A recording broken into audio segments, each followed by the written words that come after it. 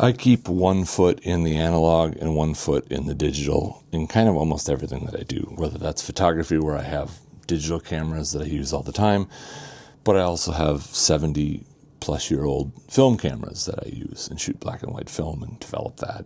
But even when I do that, I develop the film and then I scan it digitally and then I print digital negatives and I then go back to the analog and do cyanotype prints, and I'm working on photogravure prints. Anyway, back and forth and back and forth.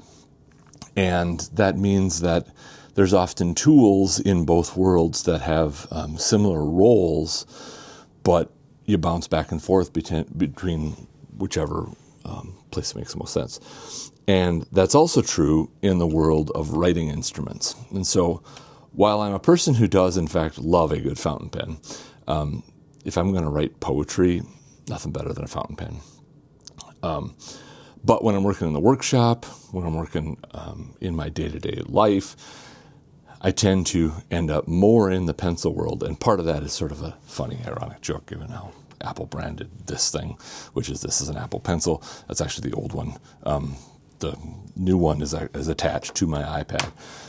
And most days, most of my notes are taken on the iPad with the pencil in the app GoodNotes, which lets me sync my notes between all my devices and see everything that I've taken notes on. But in the workshop, you want something that can actually leave a real mark on the real world, which an Apple Pencil is never going to be able to do. And that often means like on a large piece of roll paper that comes in a roll and spread it out, butcher paper kind of thing, draw, trace around things, mark and measure. And pencils don't leave permanent marks, they leave removable marks. Either the eraser, sanded off, all that kind of stuff works out better with a pencil than it does with a pen. And so I tend to keep and collect pencils. And that's why when Adam Savage recently did a couple of videos, one, he started off where he was talking about the Pentel pencils, the yellow ones with the brown twist end for the tip on it, that those are his favorite pencils. Van Neistat talks about having his favorite pencil, and I also have favorite pencils, and but they're not the same ones. So part of the thing that Adam was doing was complaining about the design has changed on that Pentel, and it was one of those moments where like people took his complaint as more than a complaint, so he got sent a whole bunch of people's stash of the old design, so he's now got a lifetime supply of them. But Pentel also sent him a whole bunch of new designs of pencils, newer things that are available, etc. And in the process of that, I tried some new ones out because of what he showed. And so I figured since those have arrived, I would go over those and sort of put them in context for the other kinds of pencils that I tend to use, at least the ones that I could just quickly grab and put together. Right? So what Adam was showing was this. This is the Pentel Graph Gear 1000. This is a 4-pencil set. It comes in a nice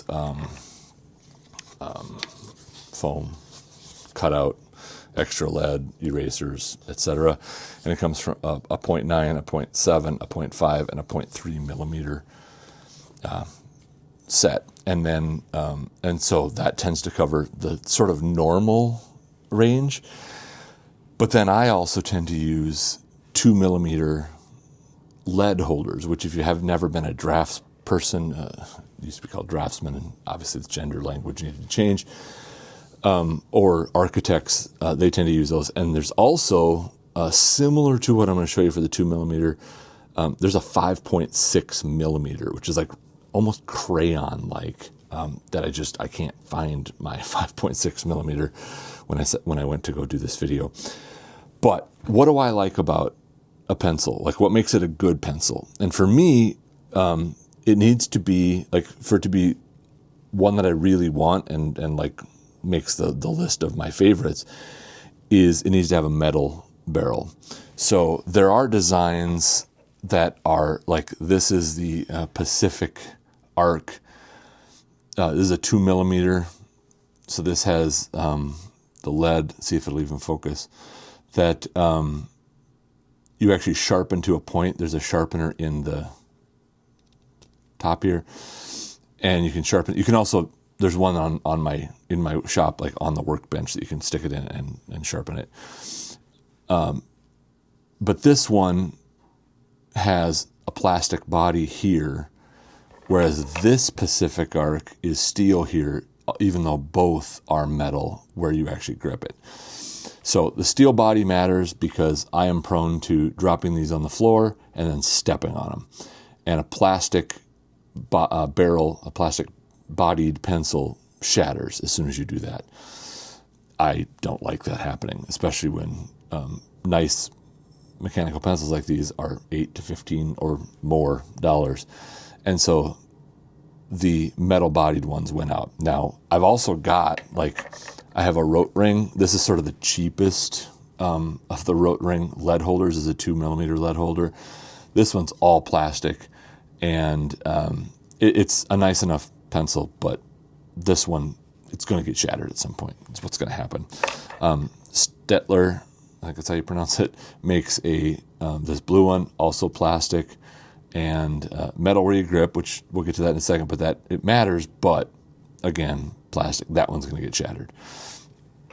So where you grip it, it needs to actually have real grip. Again, I'm prone to dropping things, and one of the places that they get dropped is when you're actually using them. If you don't have the actual tactile grip on it the way, you're going to drop it more often. So this Pacific Arc, this whole piece right here has the 45 degree, the knurling carved into it, and that makes for a really nice grip. Now the Pentels that came, the ones that from Adam Savage's video, metal barrel, metal knurl here for the grip, but then you'll see these yellow dots on this one, and on the it's the 0.9, this is the 0.7. You'll see they're blue, they are blue. The color coding tells you which lead size you're looking at. But those are like a silicone rubber kind of a thing that is itself additional grip, and they did a really good job of it being just the tiniest bit above the metal, and so these have a really nice grip to them. This also is a little bit of a thicker, like the diameter of this is really nice. It's actually a little bit better than the 2mm lead holder. But that makes a huge difference. Now, the other thing is that if I'm going to shove this in a shirt pocket, or I'm going to put it in my bag or anything like that, I don't want the lead to be stuck out here easily destroyed. Now, on the 0.2mm, it just tends to survive a little better because it's 2mm lead. It's a little stronger. But for this one, you would actually have to like go out of your way to retract and put that in. Which is why this one tends to be more in my bag than it does in my pocket. But I'm really liking these new Pentels because the actual tip, or the barrel that holds the actual lead, so the thing that has a 0.9mm interior diameter where the lead goes, is inside there, and when you push, that comes out, and then from there you actually extend lead, and then this retracts that in, and that means that entire piece that holds, that actually grips the lead, retracts in, and that means that not only will the lead itself not break when it's in your pocket, but the metal barrel around it won't break, and I've broken those more than once. But it also means it won't poke through your shirt pocket, and as a person who has ruined a lot of shirts with either ink or the metal barrel of a mechanical pencil, that's a really nice feature that this one has added.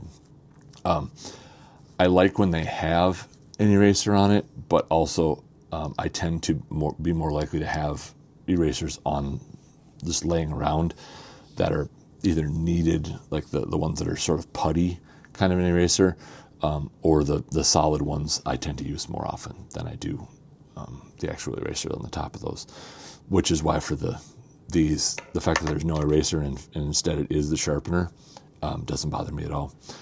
So anyway, those are sort of these two then become, at the moment, my two favorite pencils. I like the 0.9mm because it's a very sturdy lead, and I'm not careful. I should be, but I'm not. And so that lead tends to not break as much. the 0.2 millimeter. Again, this is the Pacific Arc H1309 is what this one is. These two, out of all the pencils I've got sitting here, would be my two go-tos that I would carry around and use, which I guess makes them the winner of this here shootout. Now, I also then, if I can find it, my 5.6 millimeter one would win out as well. But that one operates much like that. You said actually just popped right out. The